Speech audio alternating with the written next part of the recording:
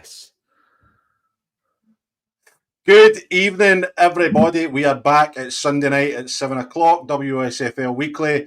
I'm your host, Jonny Bailey. Delighted to be joined as ever. Well, not as ever, but my bi-weekly partner, PG. How are you, my friend?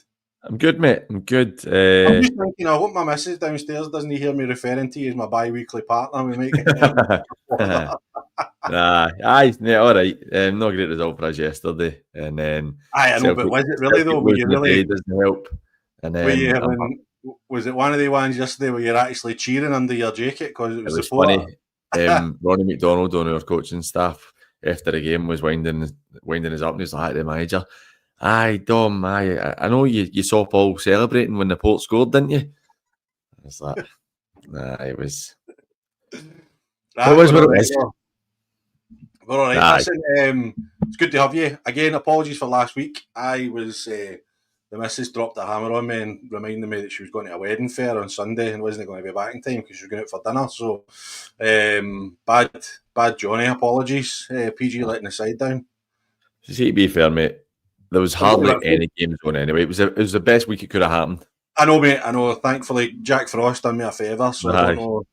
It's I've maybe sold my soul to Jack Frost. He's maybe going to come looking for me.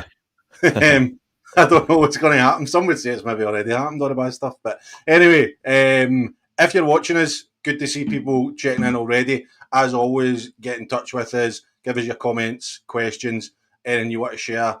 Loads of league games. I think there was only 3 cup games across the whole region yesterday, and the rest were all league games. So loads of ramifications across the board. So please let us know your thoughts on your team and how things are going so far. With a couple of managerial changes as well over the weekend, which we'll come on to and we'll touch on in due course. But as ever, if there's anything that we don't know about, then please educate us in the chat if you can. If you're watching us live, please hit the like button on YouTube and subscribe to the Pyramid Promotions channel. Again, much appreciated. And if you're listening in audio form, then download the episode, rate and review on your podcast networks. We are sponsored by Roxburgh Insurance Brokers, by GLA Chauffeurs, and of course the legends at VSN Sport. Right, PG, do we want to get the cup games out the way? Let's get the cup out the way. Aye. Right. Johnston Borough go to Dundee Violet and win 1-0, which is good. Largs Thistle travel to a camel trek up to Fraserburgh and beat them 3-0. So both teams through to the quarter-finals, I think, of the Scottish Communities Cup. So good for the region to see guys, both Johnston Borough and Largs getting through. Aye. Results you'd expect, but they had to go and get the job done, both travelling away, both clean sheets as well, which is good to see. So not much else to add to that other than good results, and that's them in the next round, and it'll be interesting. Do you know when the draw's going to be made? Do you know something? I don't. Maybe if Kenny's checking in, I'm sure he'll let us know. I was speaking to Richard Henderson for the Scottish Communities FA earlier on today, and I could have asked him because he was kind of outlining. He was telling me that they're going for the two-legged semis again this year in the Communities Cup. So as soon as the quarter-finals are played, they're going to do the draw, the semi-final draw with the 4 managers present and stuff like that, try and make a big deal about it. So all good. I just hope Johnston Borough managed to find somebody to hang the kit up in Dundee. Oh, I heard about what happened with Dale. It's not nice. Do you know him? Do you know? I know Dale, aye. Do you? Right, okay. Aye. Some it was totally nice. I know. It's some carry on. It's funny. I was talking to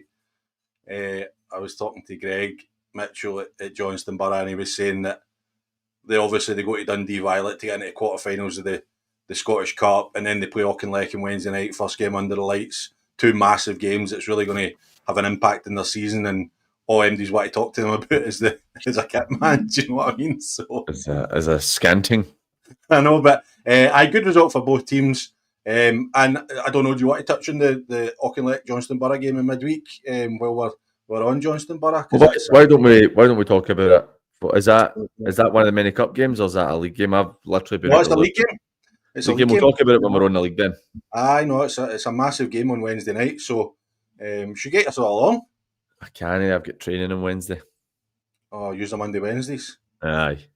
What's your thoughts on Monday Wednesday? I don't like Monday Wednesday, but I've always done Monday Wednesday, but I've always felt that Monday's Tuesday, too Thursday's close better. Monday's too close to the Saturday before, and Wednesday's too far away for the Saturday coming.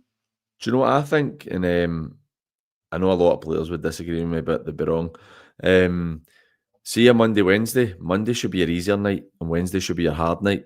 Like it's always, everybody's always just done a Monday's your running night, and that's how you end up with a Monday club. But see if players moan about doing hard work on a Wednesday, you're like, you have days and days to recover before a game on Saturday. So that's to me when your hard work should be done. But aye, because I mean, I remember like going years ago, like when we were in full time. So we'd obviously play 3 o'clock on a Saturday, and we would have a really really hard double session on a Thursday.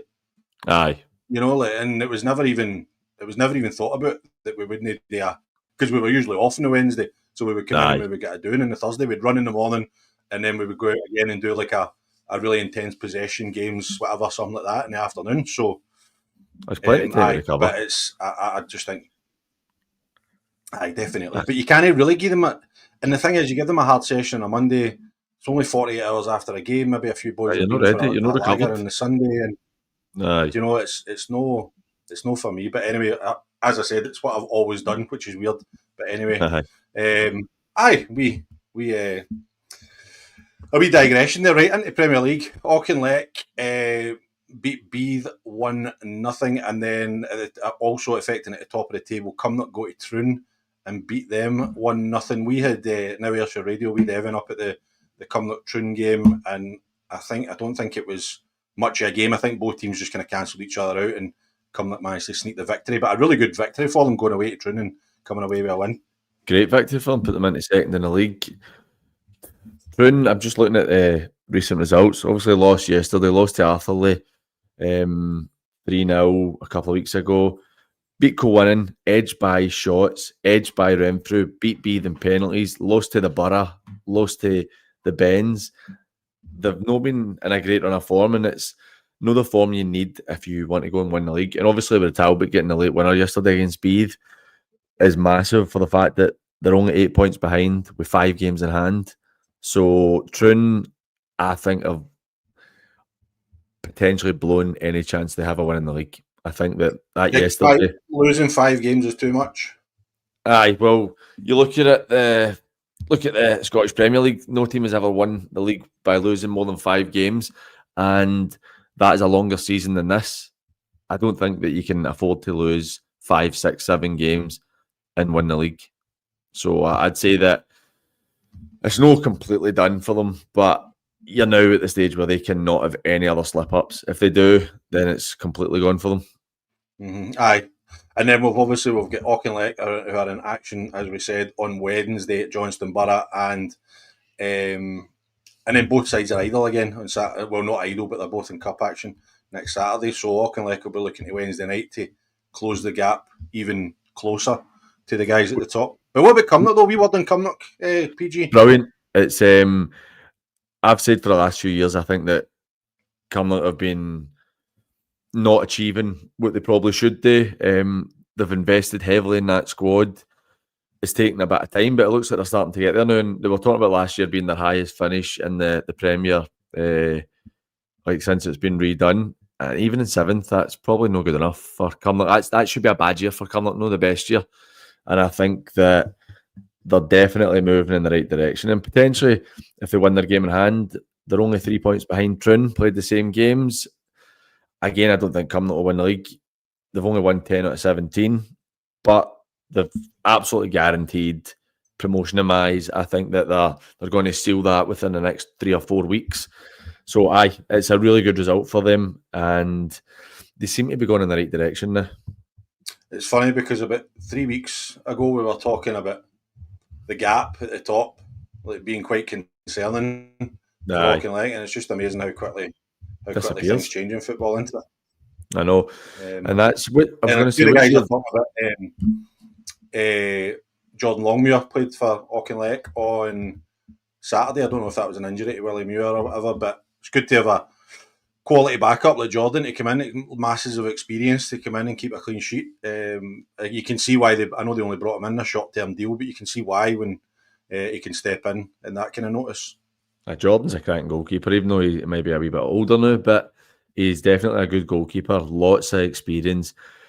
I know when he played with Pollock, they never really won anything, but it's a big club with pressure on you at this level. So it's something that he's obviously used to and something he can handle. And it's a great for him to get a clean sheet as well. But for Beith, I actually feel for Beith a wee bit because even though they're having a really hard season, they seem to be picking up a wee bit. Unlucky not to get in yesterday. I know they lost to Hurlford a couple of weeks ago, but they beat St Cadoc's, beat Arthurlie. They're kind of looking like they're picking up a wee bit as well, beating Shots in the league before that day. So they've kind of looking like they're maybe improving, and Mick's possibly just got his team playing the way that he wants them to play now. Mm-hmm.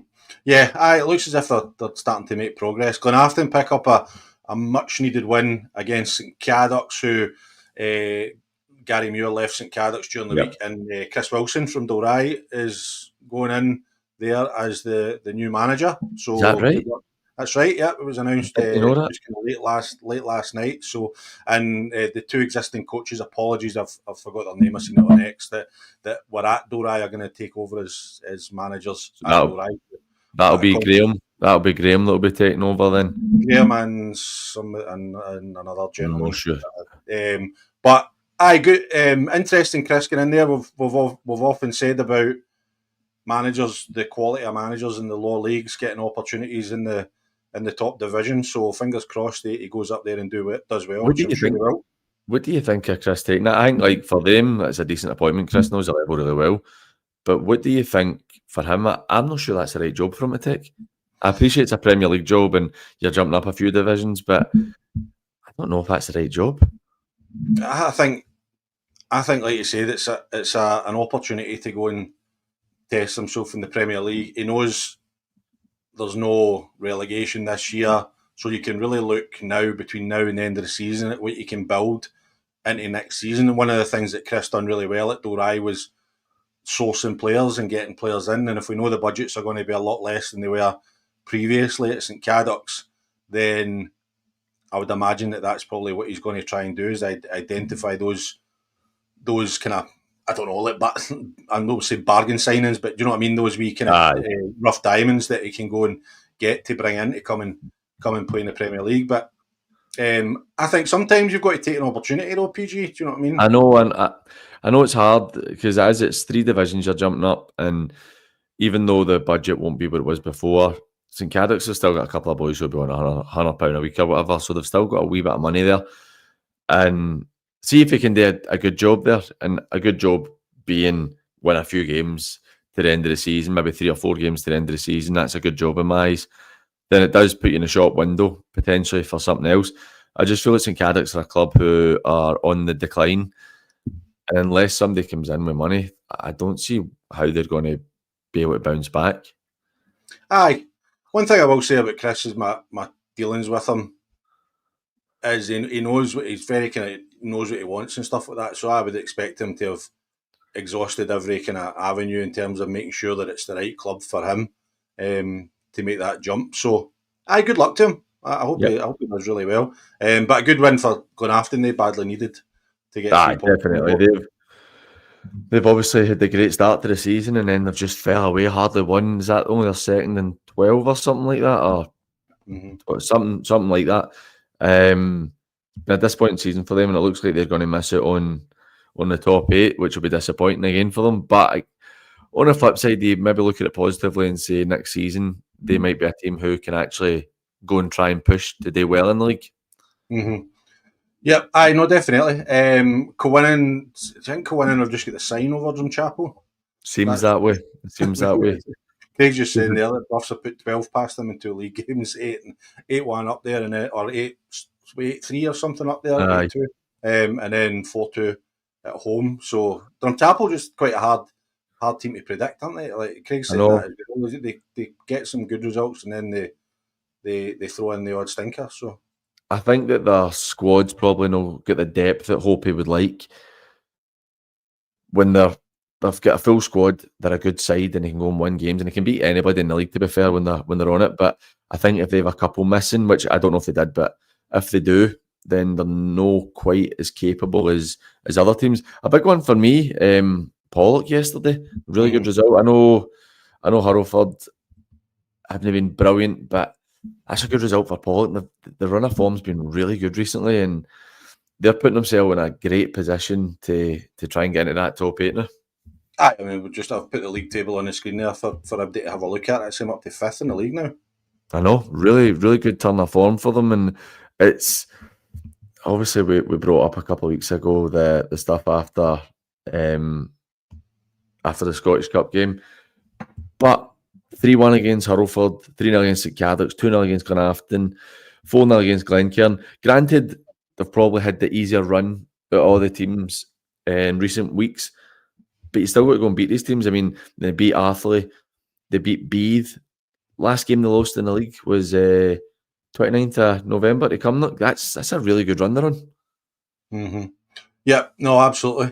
Craig's just saying that the committee guys resigned. I did see that he'd left his position, which I'm not really surprised at. But it's the best way that Maxie can answer them, probably, is just to keep winning games and get them in that top 8 spot, to be honest. There's nothing else he can do. Runabout else, Renfrew beat Shotts 2-1, Rutherglen beat Arthurlie 3-2. Arthurlie kind of flirting with dropping out that top 8. I know it doesn't really matter for Arthurlie because they can't go up anyway. But they'll still want to finish as high as they can. Well, the Borough are obviously going to overtake them within the next couple of games. 8 games in hand, only 2 points behind. But Renfrew, I think it's been a really good season for Renfrew.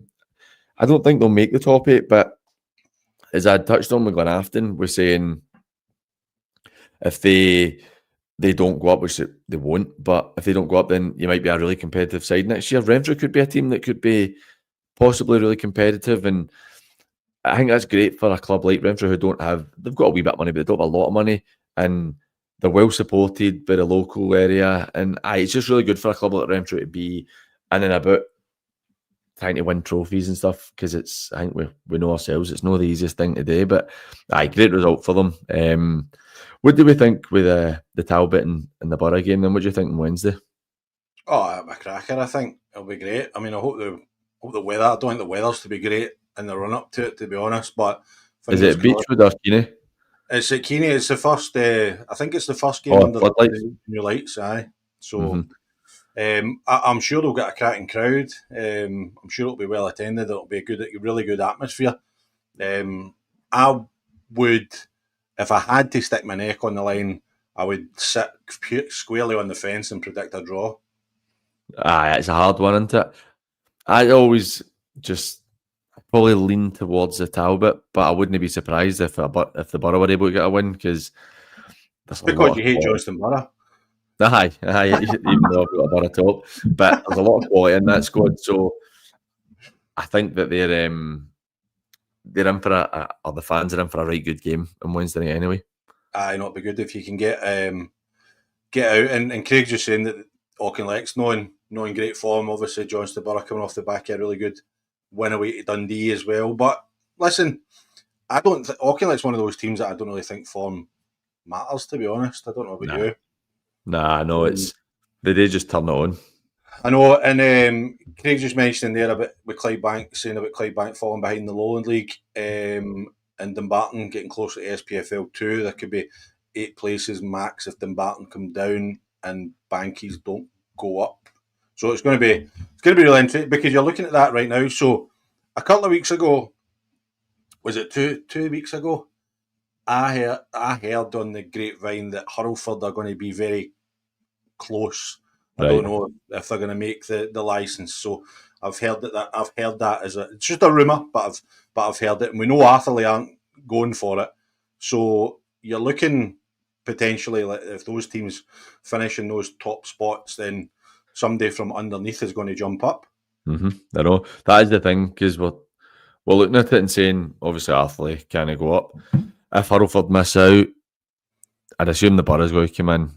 And now you're looking at maybe a Renfrew or Kilwinning being able to sneak in. And it's interesting, but on Clydebank, I know what we cover, we will be covering the Lowland League next season, but they've just capitulated. It's no great to see, because obviously everybody knows I like Clydebank, and was delighted when they were getting promoted and thought they looked like they had a chance, but it just fell apart. But again, it means that the Lowland League West will be better for having them next season. Actually, I don't really want Dumbarton to get relegated. I know Frank, that's the Dumbarton manager, and I'd want him to do well, but I think it'd be quite interesting having Dumbarton in the West Lowland League next season as well. So it definitely would be quite interesting having, you're looking at Troon, Cumnock, Talbot, Largs, Pollock, the Drum, the Borough, with these Clydebank, good teams like that. Albion Rovers, Dumbarton. But I tell you, what a league that'll be next season. Mm-hmm. Aye, no, definitely. It'd be good. I think, personally, looking at the league, and we'll move on to the first division in a minute, but if I was to look at that league just now, I would say Troon, Cumnock, Talbot, Largs and Johnston Borough are in, and then it's from the rest, personally. I think that... I can't see those teams dropping. Johnston Borough pick up enough points, and I can't see the others dropping enough points to get out. And then I think from Pollock, Drumchapel, we'll not count Hurlford, Atherley, you're looking Renfrew, Cowinan. Do you know what I mean? Glenafton could Glenafton could finish 10th and sneak in. Do you know what I mean? I know. I actually think that the Drum and Pollock, I know the Drum losing yesterday, but I think with Pollock's current form and the quality that the Drum have, I think the two of them are looking like they would be able to hold on. I would like Pollock to get in, to be fair. Aye. Because I think everybody was expecting him to be horrendous this year. And like you said, with the kind of revamp of the squad, nobody had any expectations of them. No. And we know that their support is good and stuff like that, and their history and things like that. So just for that kind of romantic nature of me, then I would like to see Pollock make it. Aye, and hopefully they can get a wee bit of investment if they do go up as well. Maxie can get a bit of money as well and put it into the squad, because they're clearly doing a good job with a squad that no many has expected them to do great with. And it'd be interesting to see what happens with Dumbarton if they did come down, for instance, because you're looking does the bottom team in the League Two come down automatically? No, they don't, do they? No. So it would be the winner of the. Personally, I don't know, man, because Dumbarton had a 5-point deduction at the start of the season, so the bottom of that league is a bit kind of false in terms of that respect. But for the fact that Edinburgh City have managed to catch them, who had a 15-point deduction, and they can potentially go above them, shows how disappointing I see. Dumbarton's basically thrown away a 10-point lead. Do you know what I mean? So it'd be interesting to see what happens at Dumbarton. Obviously, I know Stevie Farrell, the previous manager, pretty well, and I know there was a lot of kind of stuff going on behind the scenes and things like that, but it'll be interesting to see what they do if they do end up in that position where they go for it. Or because would you fancy Dumbarton to beat Bonnyrigg in a playoff? No chance. No, how Bonnyrigg are playing now. They look like after a shaky start, they've really turned it around, and they're kind of opposite of Clydebank, really. I don't think whoever's top of the Highland League, I don't know. I'm not sure they know either. But I don't see teams like Dumbarton being able to get back out of that West Lowland League next season either. I mean, you've seen it so many times that all the teams who have been relegated are potentially going to be the first, aren't they? Aye, and it's funny, we don't really consider them because they're not one of the legacy teams. You know what I mean? So they're a team who have already been in that division and won it. So they've got something about them. I'm actually just looking at the league table just now. There is not one of the, in quotations, legacy teams who are even in the top half of the league. Cowdenbeath are 10th, Berwick are 12th, Albion Rovers 17th, East Stirling 18th. Yeah, I mean, it shows you that these teams deserve to be where they are. Aye, no, definitely. It'll be interesting to see what happens towards the end of this season. Craig's just saying, was a talk about Alec McDowell for Gartcairn going in at Pollock. You heard anything about that? No? I've not heard anything about it. I've not spoke to Alec in quite a while either, so I don't know anything about that. That would be... Do you know, I actually think he'd be a good fit for them. I think that would benefit the club. Alec's very business savvy and knows how to bring in money. And he's quite ambitious. You've seen that with Gartcairn. So I think that could be potentially a good thing for Paul if Alec gets it or decides to go in, if that's true. Yep. Okay, into the first division. Seeing as the game was off, we'll just touch on Ardrossan, Tony McInally going in. Ardrossan, what's your thoughts on that, PG? I think that it's a decent appointment. Tony's massively experienced at the level, knows it inside out. It's one of the ones, I think it's quite a safe appointment. I think that it's not a bad decision at all for them. It's safe in the sense that you know what you're going to get with Tony. But a part of me would like to have seen a younger manager getting it, a kind of fresher manager, as we talk about. I think we're quite big on promoting through the levels and some of the lower level guys coming into it. But no, it's a good appointment. You know what you're going to get with Tony, so I think that'll be good for them. Aye, no, we spoke to him on the radio Saturday morning with a quick interview with him, and he was just saying how impressed he was with everything that Ardrossan, the kind of ambitions and the targets and stuff like that. And obviously they're sitting in a good position in the league, although they've played more games than teams run about them. But he's hoping to maybe add a couple of players and then get them into the Premier League, because I think I kind of use the term sleeping giant, which I kind of hate that term, because you've got to earn the right to be important, if that makes sense. But I think if Ardrossan get into the Premier League, then they could potentially go from strength to strength. Aye, they're a good club. They've obviously got a good infrastructure in place down there, and it is.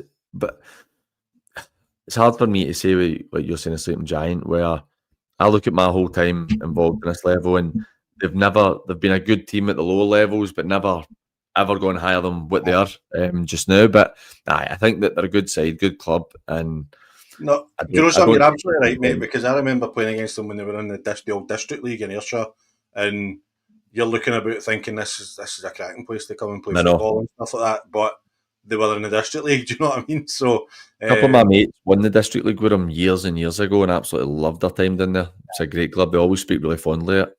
Aye, and Craig's just saying, well, we're on that game particularly. It's funny, we're probably going to spend about 10 minutes talking about a game that wasn't even played.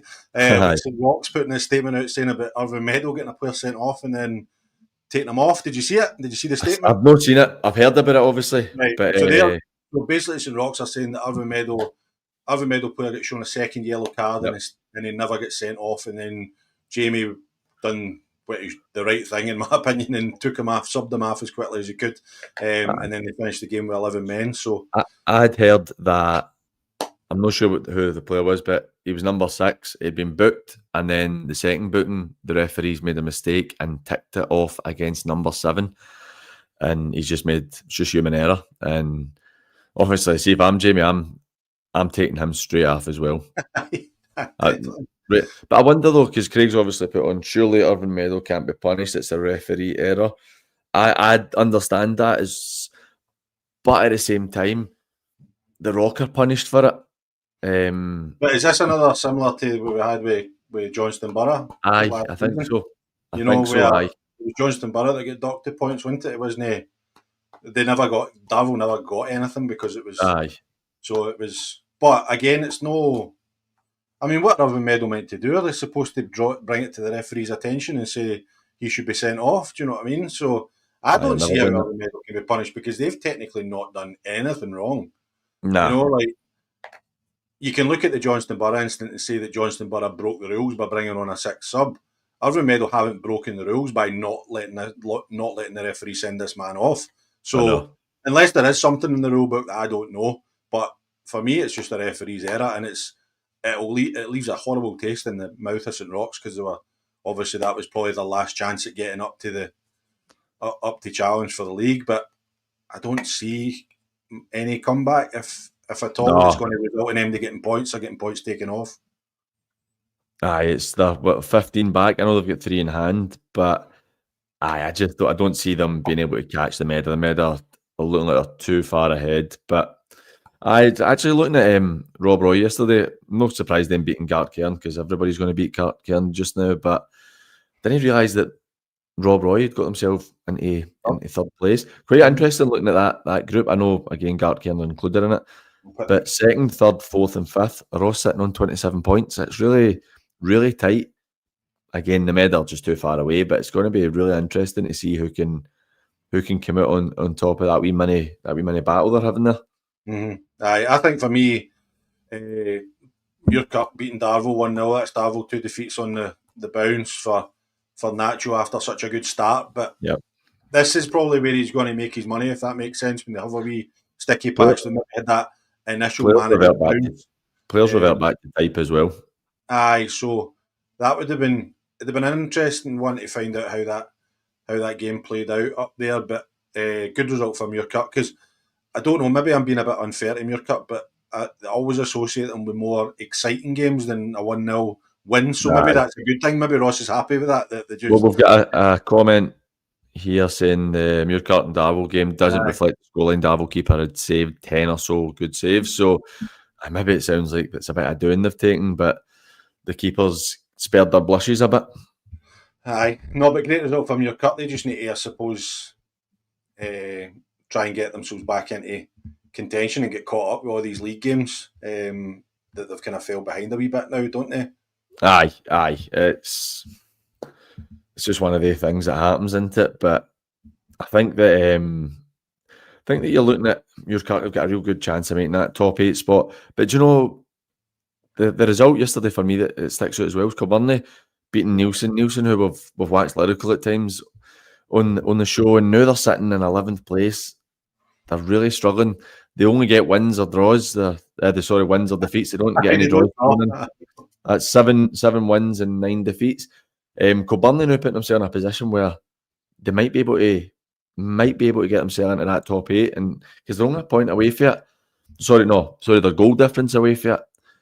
It's really, really tight. Even getting down to Thornleywood in 12th place, they've got 3 or 4 games in hand on some of the teams about them. 2 or 3 wins in there, and that's another team. This is going to be really tight to see who can make that top 8. Yeah, I mean, if you look at the form table, I actually saw, I'm not going to take credit for this. I saw it in one of the Kilbirnie pages on social media that the last 6 they're sitting third in the form table, so they're going in the right direction. And I think Colin's made a lot of signings. Like, there's been a lot of movement. Seems to be every week there's players leaving, players coming in, stuff like that. So he's maybe just taking a wee bit of time to settle his squad down, and now he can start taking a drive towards that top 8 spot. Let's be honest, we know Colin's a good manager. He's proven that before. And then you've got Anson in with you as well, who has been about this level for about 400 years and knows absolutely everybody. So it's great experience to have in with you. But he's done a really, really good job. What about Lanark beating Thornleywood, PG? That's a good result. Lanark are playing really well. See, when you're talking about the form table, interestingly, Thornleywood sitting second bottom, and if you look at the last 6 league games, which is not probably where we would have associated them to be. That's no wins in 5, 1 in 6. For a team that we both thought would be up the top end of the league challenging. And I know, speaking to Adam, and we had him on the show, that was his ambitions as well. Aye, it's I'm a bit surprised to see them so far in the league. Lanark, on the other hand, I think that they've done really well. Having to rebuild the squad after Darrow left and took most of the players with him, Les Mahego. They've rebuilt the squad, had a really hard start to the season, and they've picked up a fair bit in the last couple of months, which is nice to see. I mean, only losing 1-0 to Rob Roy. Alright, they took a bit of a sore one against the Vale Clyde a couple of weeks ago, but beating Nielsen, beating Cumbernauld, getting a draw with Ardrossan, they're on the right trajectory, and I think I'm quite pleased to see that, because I don't like when teams are getting battled every week. But a team that's losing pretty much every week, I mean, you've got to look at Whitlett's there. It's just not getting any better for them, is it?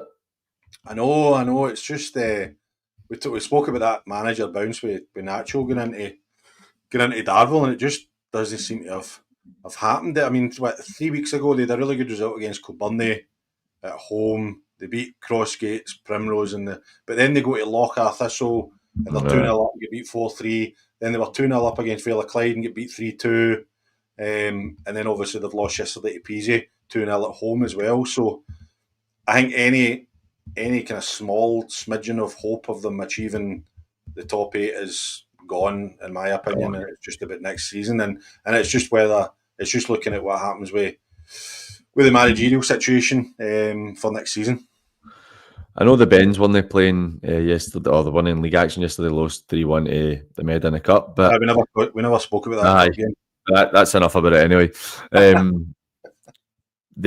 in a really poor season. I know we've touched on it a few times, but that's really no. You look at Petershill, Benburb, and Whitlets that are all in there. That's three teams that you would be expecting. If you'd said a year or two ago, the three of them will be in the first division, but the three of them will be up there trying to challenge to win or get out of the league. The three of them are miles off the pace. Even at the start of the season, I think we probably would have had them all definitely in contention. It's a good result for Petershill yesterday, but a really poor season. And Benburb only winning 5 out of 16. It's just it's not good enough. Aye, and then big game of Friday night, Irvine Meadow via Drawson under the lights. Friday night football. I think the Med will win that one, but it'll be interesting. His first job.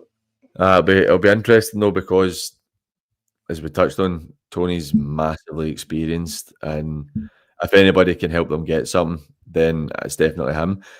Did Drawson beat the Med earlier in the season? I think they did. That was one of the first games of the season. 1-0 at Meadow Park, I think. We talk about that many games, PG. It's we lose track. They all merge into one, right? Okay, mate. Into the second division, we're going to have managerial departure. George, my good mate, has left Maybole yesterday after losing 7-2 down at Thrieve. Just a kind of combination of things, really, with his work commitments, etc., is making it more difficult for him. But gutted for him, as he's one of my best pals. But good result for Thrieve, just kind of doing the business thing. They were 5-1 up at half time. Just exploited the weaknesses in the Maybole defence and won the game comfortably. But good win for them, especially with Bellshill dropping points and Bonneton dropping points as well. Aye. It's a shame for George that it's not worked out. Obviously, it was a hard job getting in. I think everybody knew. I'm in a weird position here right now, PG, because I obviously know the inside track, but I've and like I said, I don't want to say anything bad about MD down at Maybole or anything like that. And plus, I don't want to make it sound like you're making excuses. And I'm very cognizant of the fact that I have a platform that's viewed by hundreds of people every week, and maybe other people don't have that, to get their side of the story out. So I think sometimes the best course of action is just to say all the best and we move on. Aye, exactly. And it's one of those things. It happens all the time in football, and you just move on for it. But interestingly, up at the top of the table, obviously, Thrieve have dished out the doing to you guys yesterday, but Bellshill dropping points has allowed Thrieve to take top spot again. It's going to be a really interesting finish with them. I still think Thrieve will be the ones that will get it, but it's quite good to see the two of them just going blow for blow with each other. And Blantyre, they've had a good spell since the change of management as well. 6-0 against Forth. I know Forth are having a good season themselves. They're only won 1 out of 19, but that's another win for Blantyre, and they seem to be turning it around after a good start to the season.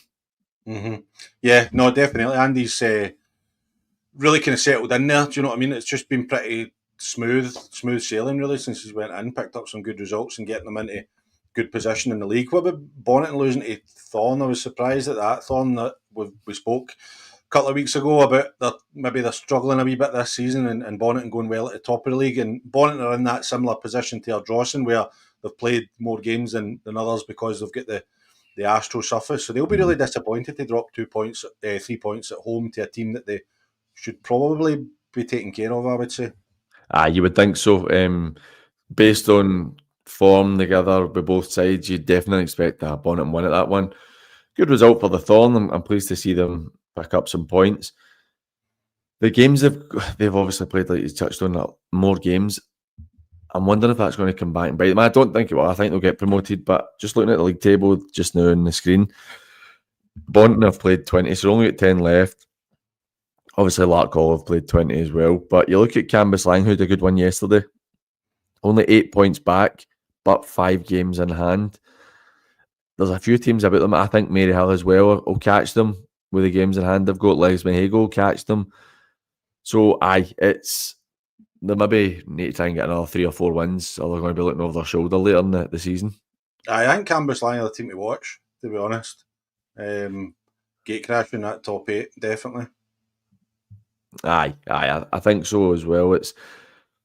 They seem to always just pull out results every now and again. I think they've had a relatively poor season, but they do seem to have enough about them. Also good to see Ashfield. I see Paul McCall's old pal Callum Scott still making a complete holics of refereeing football games as well. So is that right? It's all connected. It's all connected. Whatever. I know, but Kilsyth Rangers are one that's creeped up with me as well. Sitting now up in 7th again. They've played 20 games, so they played a few more than other teams. But I remember when Danny and Gavin went in there, it was they maybe didn't start as well as they'd hoped, and then they obviously took 10 off Maybole just before Christmas, and they're now sitting in good position at the top end of that league. Aye, it's that was a good result for them yesterday against Bellshill. I think obviously we couldn't speak about it last week. Quite a big one for them personally would have been beating Cali Locals. Obviously they left there early in the season, and I get the impression that the Cali Locals weren't too pleased with how they partied. So that was one they probably would have been really keen on winning, but they've had some good wins. They've scored quite a few goals as well recently. I mean, you talk about the 10 against Maybole, but they scored 5 against Cambuslang, 4 against Forth, 3 against the Thorn, 3 against Cali Locals last week. So they're definitely scoring goals, and score goals, you can win games. Oh, aye, definitely. But we know at this level, that's what it's all about. Oh, aye.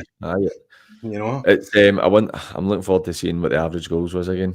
Oh, great this week, to be honest. Just the that first division done you. It is, mate. About 3 or 4 1-0s in there, so that done you. The first division was an absolute shambles this week. When I was counting it up last night, I couldn't believe it. I was actually raging. I could feel my blood pressure going up when I was going through the first division scores. Right, into the third division. I think for me, sorry. Let's just move on. Let's move on. Let's move on from the third division. Let's go to fourth. All right, okay, mate. Okay, sorry. Glasgow Uni and Easterhouse playing Tuesday, which will be a good game. But I think for me, Lugar coming from 2-0 down at half time to beat Ardea 3-2, I think is a really impressive result for Stuart McDuff and the guys at Lugar that have had a tough season this year, but that shows great spirit to come back. But I saw Sean Kenny's interview after the game, and it's funny when you watch Sean's interviews, you can always tell when he's absolutely raging, because the interviewer will ask him the question and it'll take about 5 or 6 seconds for him to answer. Do you know what I mean? He's trying to compose himself. Aye, but he must have been dealing with that. He'll be bitterly disappointed with. Don't get me wrong, like they're sitting just now. I mean, I actually think this is quite a tight league, and there's 4 years. There's 4 years sitting there with 30 points and 4th, 5th, 6th, and 7th. And Ardea could obviously go and turn that around, but any chance they've got to win the league are gone. The Port and Craig Mark seem to, and Knightswood if they can win games in hand, but Port and Craig Mark seem to just be pushing themselves away from everybody. And Sean will be disappointed because there was real, I'd imagine there was real hope for them at the start of the season with how they started. And it's a great result for Lugar though. We beat them before Christmas 3-1, but it was a tough game. It wasn't a gimme, and I think on the heavier parks and that, they'll definitely cause teams issues. No, definitely. Craig's just saying coaching staff at Yoga are on a sugary peg after yesterday's result. You mentioned Port Glasgow. You were celebrating in one hand and gutted in the other, I suppose, weren't you? Like smiling under your jacket when Port Glasgow scored.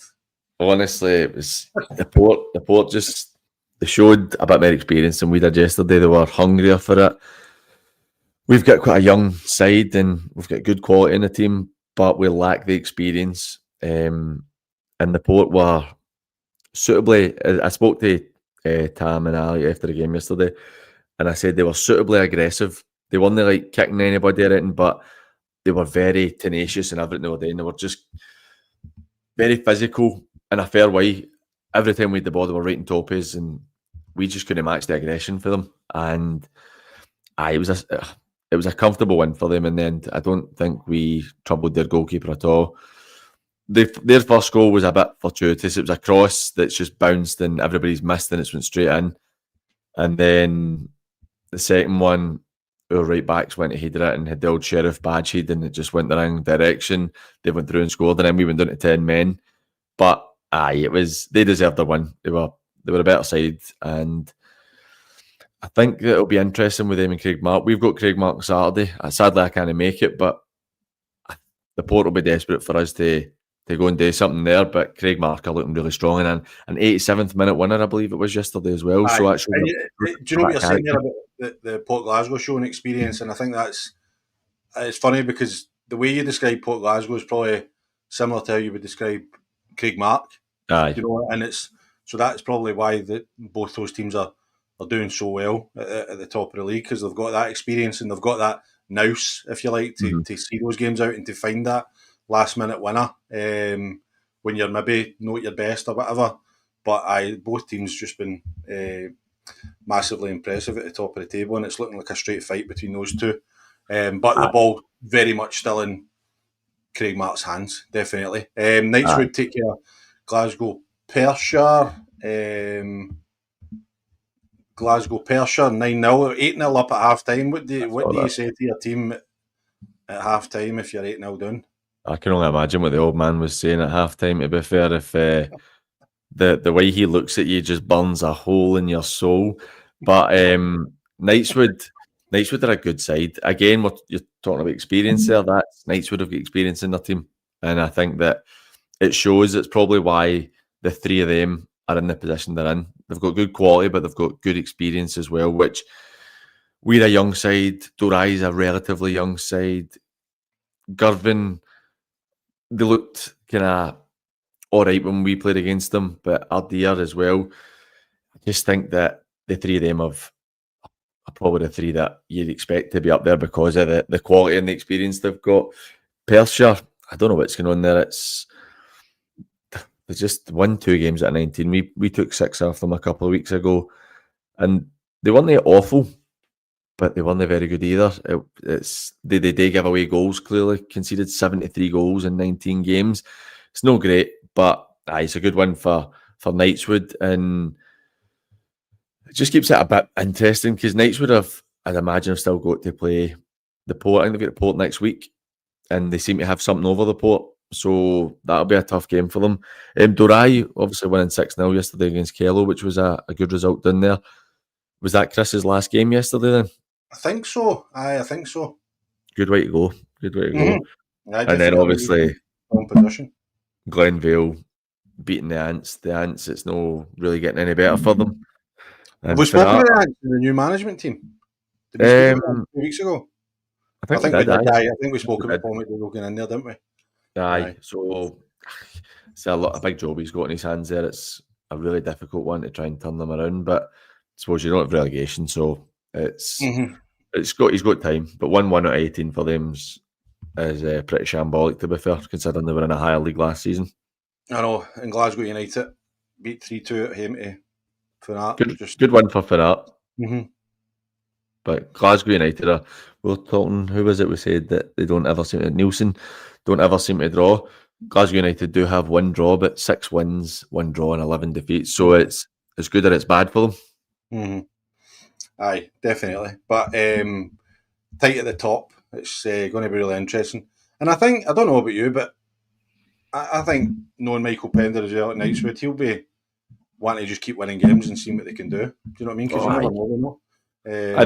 Knightswood have definitely got enough in them to go and put pressure on teams. So I'm looking at it. They actually don't have the Port next week. I'm talking nonsense. I thought I'd heard that at the weekend. They've got the Port next month. They've got Fanat, who you would on paper expect them to win. Dorai will be a tricky one for them in a couple of weeks, but I think they could beat them. Then they've got Easterhouse, then they've got the Ants, then they've got the Port, and then final day of the season they've got Craigmark. So Knightswood still could have a really big say in what happens in the league. Mm-hmm. Port Glasgow don't have a game next week, I don't think, in the league. So chance for Craigmark to go back at the top of the table. But your boys will be doing your best to try and We'll need to do better. We'll need to do better than yesterday. Aye, but like I said, I don't know, maybe Dom doesn't feel like that, but from the outside looking in, you're further ahead than many would have expected you to be at this point. So for us, promotion's a very successful season. Mm-hmm. So it's one of the ones where it's hard because we were looking like we threw away a lead against Dorai, we threw away a lead against Easterhouse, and then ended up 4 points dropped. And if you don't do that and you get into these games like the Port and Craigmark, you think if we can win them, we're in a real shot at winning the league. But it's really difficult. Like I said, when you've got a young team who aren't as experienced at the level, despite having quality, because we've shown we've got quality. But it's one of the things. We just go again next week and see what happens. That's it, mate. Okay, into the 4th division, and we've got a new leader at the top of the 4th division. West Park moved. Came out of nowhere, didn't they? I know. I think I don't know how many different leaders there's been of the 4th division this year. There's been 1, 2, 3, 4, 5, 6, 7 different leaders, if my maths right, of the 4th division this season. It's class. I know. I mean, we had Carluke, we had them winning the league, and now they're sitting 8th, struggling to potentially make it into the promotion spots. So it's been a very exciting league. It's because you look at West Park, 40 points, 21 played, Vale Leaving 38, 20 played, East Kilbride YM 37, 19 played, Eglinton still up there with 35, Irvine Vicks with a couple of games in hand on 32, East Kilbride Thistle with quite a few games in hand on 29. To be honest, all the way down to Carluke in 8th, I've got a wee outside shot at winning the league. Half the league could, because for talking sake, say Carluke win their 4 games in hand on West Park, they would be a point ahead of West Park. Mm-hmm. So it just shows how ridiculously tight that 4th division is. Mm-hmm. Aye, no, it's good for us. It's good for us to talk about it, though. Some cracking games. Obviously, Irvine Vicks was abandoned after a downpour, I think. Mm-hmm. But great result for EKYM going to BSC. I did get a wee message from Barry. I'll just read it out. He just gave me a wee kind of overview of the game. He was just saying that there wasn't half time 0-0. 60 minutes in, worst case scenario. The keeper gets sent off and they'd no keeper on the bench. So I think he said the red card changed the game. EKYM found them tough to break down, but you're always going to be up against it. Unfortunately, at this level, the further down you go, it is so difficult to try and get a substitute goalkeeper on the bench. I know it's one of the awkward positions, isn't it, where if you're not playing, you've got no chance of playing. So a lot of guys won't want to sit about. They'd rather just go and play amateur or play with their mates or something instead and play. But it was a good win for EKYM. They're really turning it around after a slowish start. Maybe they just took a wee bit of time to find their feet, and now they're right up there. They're right up there with them. The 2 East Kilbride teams are probably my favourites to win the league as it stands right now. I was a bit surprised at Saltcoats losing 3-0 to Giffnock yesterday. I know Giffnock have picked up a wee bit in recent weeks, but Saltcoats have been doing really well this season, and I think that Stevie will be really disappointed that they've lost the opportunity to make it into the promotion spots yesterday. Mm-hmm. Yeah, no, definitely, especially at home. Well, I say home, that it went back, went there. So again, maybe that could go against. Do you think that could? I know we say that it could go for them in terms of attracting players, but could it go against them? Because people are going to, away teams like Giffnock who play on Astro every week are going to enjoy going to Winton Park than they would maybe going to Campbell Park. Aye, definitely. It can be, like you said the other week there, it potentially could help you bring players in and stuff if you're going to be there long term, but you're maybe taking away something that could be a bit of a leveller with the part that they've got. But a good win for Giffnock. Obviously, Campbelltown was off yesterday. Wishaw battered Rossvale. I was a bit surprised that Wishaw picked up a bit. I was surprised at the score in that one. Rossvale seemed to have fell off completely. Aye. They've had a couple of sore ones recently. But see, when you're talking about Campbelltown, I had a phone call from the Campbelltown secretary today. After our discussion, Campbell Robertson, after our discussion 2 weeks ago about them, and he was just wanting to correct the record to just kind of say there was absolutely no chance of them bringing in like a Glasgow-based team to play in away games and stuff like that. They advertised for a coach, a Glasgow-based coach, to come and help them out on away games, basically just be there on a Saturday to kind of give them assistance and stuff like that. And they brought in Kenny Robertson, who was involved with the kind of Scottish junior setup and stuff like that. And then I think he'd managed to source a couple of players that was going to help them out and stuff like that. But he said he was just wanting to say there was genuinely never any thought of having a Glasgow-based team. Do you know, that almost sounds like they've had they're trying to have some form of Glasgow-based team when they come up here. That's almost what that sounds like. I know I get what Camo's saying, that it's maybe inadvertently I've exaggerated the point, which was not my intention. But if they're trying to bring in a coach to help out, they're trying to bring in players when they're playing up there, it does sound a bit like almost Well, I don't think they're trying to bring in players. I think the coach had said I could maybe get some players. You know what I mean? That's the way that Campbell had said it to me. So I don't think they're not actively trying to recruit boys in Glasgow to try and play in the games. Is what he was saying. Like, they're just, all their boys are kind of local. And we had a good discussion. He was talking, because it was good to find out, because I know that you'd said about, like, are they going to keep going, like keep doing it and stuff like that? And he was just saying, no, like, he says they've got great sponsorship, they've got good backing up there, they've got good wee crowd, they've got good crowds in the local area and stuff like that. So they've got their own bus. There's no issues with finances. So they know they're having a really disappointing season this year, but they're definitely in it for the long term, the long haul kind of thing, and they're in a really good place as a club. You know, maybe not on the park, but off the park, they're in a really good place. So there's no concerns with that kind of stuff. And the point he made to me was, if we were to go to the amateurs, we'd just be in the same position.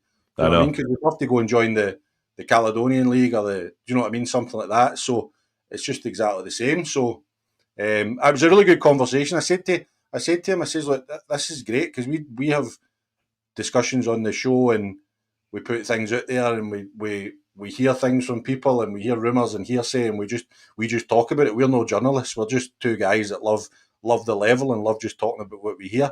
So if someone wants to correct us and kind of tell us where maybe we've said we've got something incorrect, then we're more than happy to do so. Definitely. Look, that's the thing is, I've been down to Campbelltown when I took my amateur team and really enjoyed it. Really like I've met Campbell as well, and he's a really nice guy. But I'm just looking at it. In 4 seasons, they've won 14 games. So I don't want Campbelltown to, like, it's no saying this as if I want Campbelltown not to be in the setup, but just I appreciate they've went through the right channels and it's the league that have brought them in. It's nothing to do with Campbelltown, so it's no their issue that I'm saying. But could you not say the same for Wishaw or like, do you know what I mean? Like Lugar, St Ants, do you know what I mean? Like the seasons they're having as well. I know BSC did go away last season. Do you know what I mean? Like, do you see what I mean? I think that's the kind of maybe the point. No, I get what you're saying. I just think that you look at what the first season was 20. So 4 years they've been in the setup, and this isn't a pure bash Campbelltown, right? Because this is actually merriamed at the league for bringing them in. But you've got the travel, the expenses it costs other teams having to go there. Then you've got they've played 60, 82, 92. So they played 97 games at a level and won 14. And it's like, again, it's not their fault. They've applied and went right through the channels and done everything properly and wished them well with it. But it's one of the ones where I feel like I know you have like East Stirling and stuff where they were bottom of the league every year for years in the old third division and stuff like that. And somebody has to be bottom of the league, but I feel that it's not really worked having them in the league. It's cost a lot of money. And again, I keep saying it, it's not aimed at Campbelltown. I mean, no harm to Campbelltown with it, but it's just, I just don't think it's great, to be honest with you, how it's gone for them, and 9 goals in 15 games, conceded 59 this season. Aye, it's no great, is it? I'm just going to turn my phone off. Aye, I'm sorry, Campbell. I'm sorry. I'll just send them your number. That's what I'm going to do. I'm just going to send them your number and they can get in touch with you. But no, it's just, listen, do you know the thing is that about that is the guy sticking up for his club, and he obviously 100%, aye. And do you know what I mean? And fair play to them. And they're contributing to the level by fulfilling their fixtures and being competitive and stuff like that. So, or try to be competitive, then aye, it's all good. But it was just to correct a couple of things and set the record straight, which we're always happy to do. Yeah, definitely. So please, Campbell, do not take this as me having a go against Campbelltown. It's not been great for you, and I hope it does pick up. Aye, that's it. Listen, I hope it does. That'd be good. We hate when, like with last season with BSC, it was horrible. Don't like seeing it with teams to anybody. Wishaw have the shocking couple of years as well, like you touched on. You don't even Craig Mapp 2 years ago. You know, that was brutal again. Last year, aye, you just don't want to see it for teams. You want everybody to be competitive, and hopefully they can come and be competitive.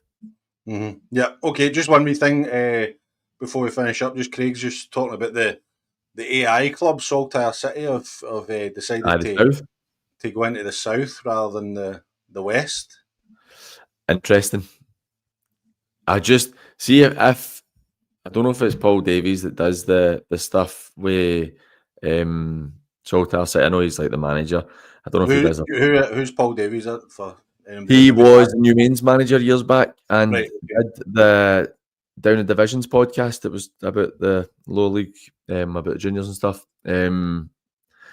See, for anybody using ChatGPT, see if you don't want to be caught, make sure you take the double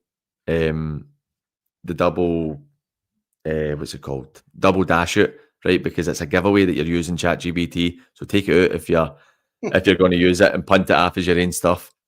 Just a word of warning to you, right? Because it's so blatantly obvious when you do it. But it's weird. It's weird that how's it going to work? I heard that they were like letting AI pick their team and all that. I don't know. I don't have genuinely any idea. Listen, I suppose the good thing is we don't need to care now because they're going to the south of Scotland. So, but it's just going to be. I mean, it's so much travel.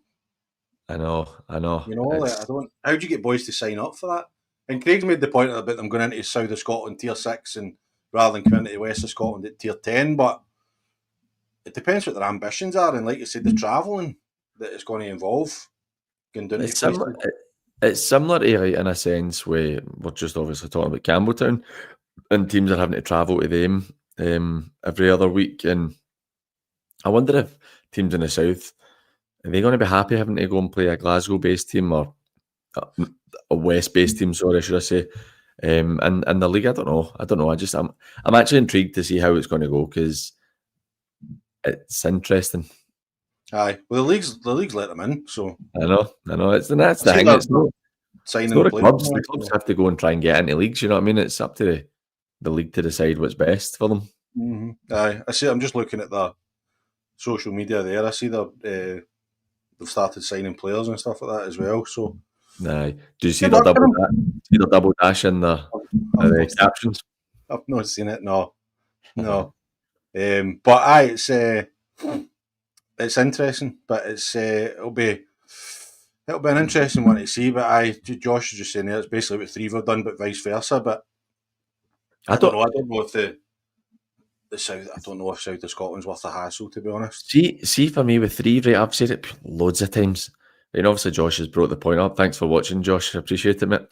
Josh managed down there though as well, didn't he? So Josh, correct me if I'm wrong. Was it St Cuthbert's? I think it was maybe. But I don't get why Threave came in because they've made the route harder.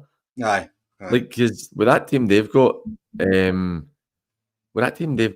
they would squish that south of Scotland, and then you only need to win a couple of games to get yourself into the loan league. That just doesn't make sense. But don't get me wrong, they're one for me who, even though we have the travelling again, talking about Campbelltown, they've added a lot to the level. they've been a great addition in terms of the quality and making leagues interesting and stuff like that. I mean, George couldn't speak highly enough of the place yesterday when he was down there. I know it's off the back of a 7-2 defeat, so you're maybe not in the best of moods, but he was just saying like the crowd, and then they had like he estimated about 100 people in the bar after the game, and then everybody had to get out because there was a function coming in at 6 o'clock, which is then going to raise more money for them, and you know what I mean, that kind of thing. So it's just a fantastic setup down there. Brilliant. What he did say though was the spread after the game was disappointing. Really? Yeah. Oh, that's poor. See, we can say these things now. I can say these things now because I'm not attached to a club anymore. See, the thing is, you love when you get good grub after that. I always remember when I was at Co-Winning, we were ranked rotten and get relegated, but the curly fries we had after it were unbelievable. It was brilliant. You still love them. Where's the best one you've had? Bell's Hill was a really good one. Bell's Hill was a really good one that I really enjoyed. But apparently it was 4 different types of cheeses down at Thrieve yesterday. Oh, that's pretentious, isn't it? But it's just surrounded by farms, isn't it, down there? I would assume so. Do you know what? See, to be honest, like ours isn't that fancy. It's no fancy at all at Yoker. But I quite like yours. Do you know what we have? We have like it's like 3 or 4 different pizzas you get, sausage rolls, pies, and then they always have yums and donuts for Greg's. Oh, brilliant! I guess not bad. Lithgow was good when we were up there. Oh, aye, that was good. Aye, that was a decent spread. Do you know that may be one of the best ones I've been to? That was good. Pastas and pizzas and stuff like that. It was good. But Craig's in there next season. The South guaranteed 1 promotion spot, same as the West. Honestly, Thrieve would be in the Lone League. I know. And I think they would do all right in it as well. Well, they're a good side. They need to invest and stuff like that, and no let your favourite players move to Australia and stuff like that. No. Not been the same with them. Well, it was all right yesterday. I know. Right, mate, anything else you want to touch on before we go? Nope.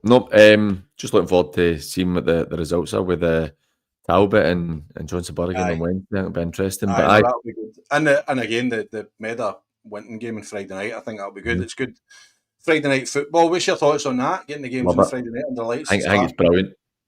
I think that it's good that the league are so happy to have Friday night games, because remember years gone by, you didn't really get that stuff. And the thing was with Kenny though, and again, I don't want to speak for him, but see if both clubs are happy, Kenny will do it.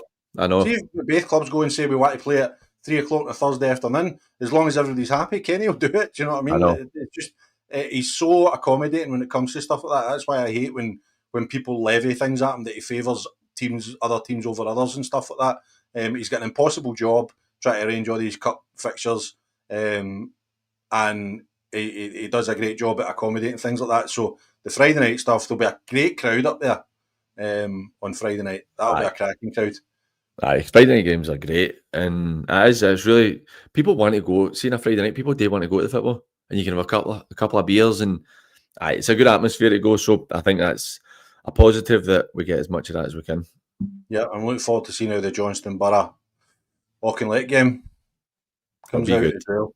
It'll be interesting. It's going to have big impact on, particularly at the Borough for me. If they win, they put themselves in a really good position in terms of points. And if the Talbot win, then is it maybe a wee bit too far for the Borough based on the amount of games they've got in such a short period of time? It's funny because we kind of fall into this trap, and I'm guilty. I'm as guilty of it as anybody.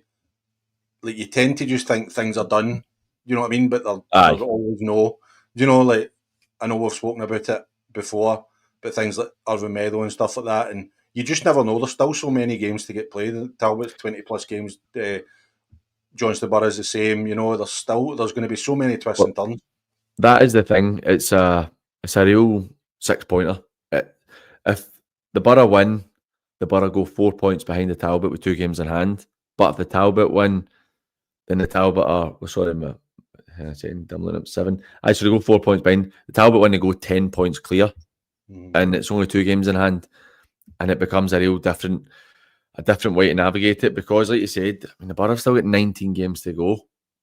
It's a lot. I know they've got great backing and they've got a really good squad, but for guys who are working during the day and then having to go to football and stuff, to play 19, well, they'll have cup games as well, to play over 20 games in the space of 2.5 months, it's a lot of football, and takes a big toll on the body as well. So that's why I think that they have to win it. I know people might disagree with me, but I think they have to win it. I think so too. I think they need to win it more psychologically more than anything else. Personally, I think it's really important that they win it, and I think they're capable. You know what I mean? I really do. They definitely are. The quality they've got on their side, I really do. Aye. No, it'll be a cracker. Be a good one. Enjoy if you're going along on Wednesday night, and we will be back next Sunday. I will be here. No, nothing else planned. I will be here with a manager in tow. Don't know who yet, but I'll dig into my wee black book and I'll see if I can find a gaffer that's wanting to come on. I was thinking about asking Ross to come on for your cup, but I think I'll wait until after the semi-final. Because they play on Sunday, so I don't think he'll want to come on if he's. Josh is sliding into the DMs there, so he obviously wants to get himself back in the scene, doesn't he? Josh is just Mr. Reliable, though. Do you know what I mean? I can message Josh at 12:15 on a Sunday and ask him to come on at 7 o'clock that night, and I know he'd be up for it because he's such a loyal friend to the show, and it's much appreciated. But thanks for joining us, PG, again. Like I said, apologies for last week, and it's good to be back. Always loads to talk about in the west of Scotland. Thoroughly enjoyed your company this evening. Thanks for having me. I do enjoy getting my it's not bi-weekly or bi-fortnightly. No, I would call it bi-weekly. Is it? Okay. I'll just call it fortnightly. Fortnightly. My fortnightly appearance is always appreciated. Aye. So cheers for having us, and thanks for watching. No, absolutely. Again, as PG says, thanks very much to everybody that has watched us tonight and engaged with us. Your comments, questions are always much appreciated. It really means a lot to us. And if you are watching us, please hit the like button on the video and subscribe to the Pyramid Promotions channel. If you're listening to us on audio, then please download and rate and review on your podcast networks. We have been sponsored by Roxburgh Insurance Brokers, GLA Chauffeurs, VSN Sport, and you can re-listen to this show on East End Community Radio on a Tuesday evening, PG, is that right? Yeah, that's right. Which is absolutely superb. And if you want some more West of Scotland Football League news, you can catch me on Now Ayrshire Radio at 10 a.m. on a Saturday morning. Right, PG, I said I was a wee bit disappointed. The First Division has absolutely killed us. 126 goals in 36 games. Do you know what? It shows you what the standards that we have in the West of Scotland, that we're disappointed with an average of 3.5 goals a game. I know. You know? It's disappointing when it drops below 4, isn't it? Oh, I hate it. We don't like it. And I knew it was coming when I was typing it in, because usually the goal, it needs to be about 134, 135 round about there. So I knew it was disappointing. So I think Eglinton and Royal Albert 0-0 draw not good enough. So get your fingers out next week, please. Connor Whitelaw and Kevin Deeney, you have been warned.